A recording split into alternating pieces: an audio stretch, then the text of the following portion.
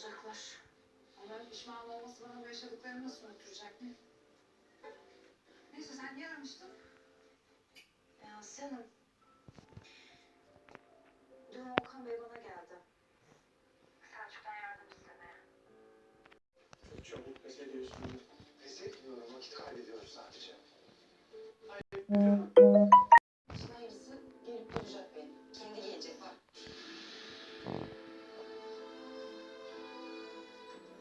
Ya sen benim bu hayattaki sınavım mısın arkadaş?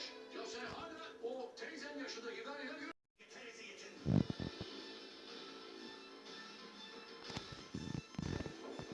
Marinalı sahil kasabası.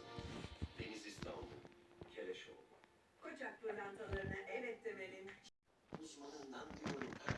İyi bir yatak diyorum. Sabah sabah reklam yaptırma bana.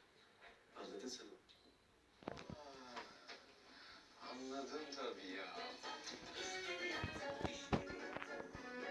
Teknolojisiyle en hassassız bir ciltle her ana hazırsın. Gerçek bir hayat hikayesinden uyarlanan Camdaki Kız yarın akşam Kanal D'de başlıyor.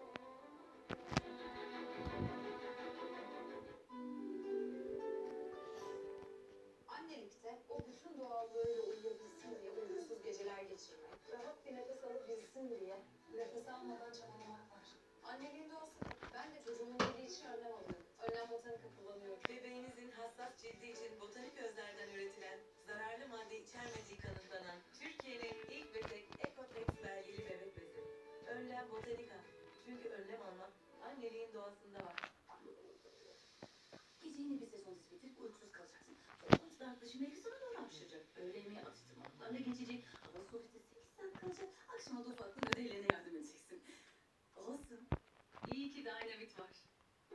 Bağışıklığın için karamürver ekstreli, çinko, C vitaminli, Dynavit vitamin C plus, Sambucus nigra tam aradığın destek.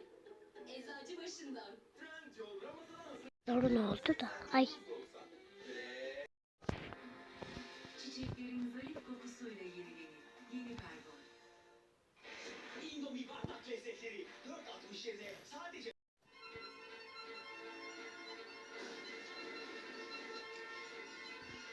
70 ülkeye ihraç edilen çiğ köfteden ikili mega menü olsa da yesek. 2 mega çiğ köfte dürüm, 2 ayran sadece 17.90. Hemen yemek sepetini indir. Siparişini ver.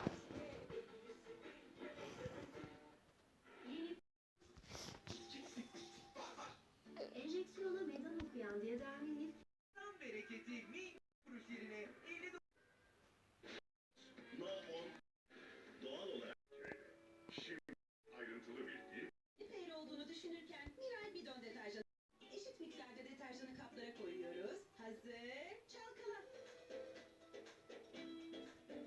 Ve Fairy'nin birazdan başlayacak.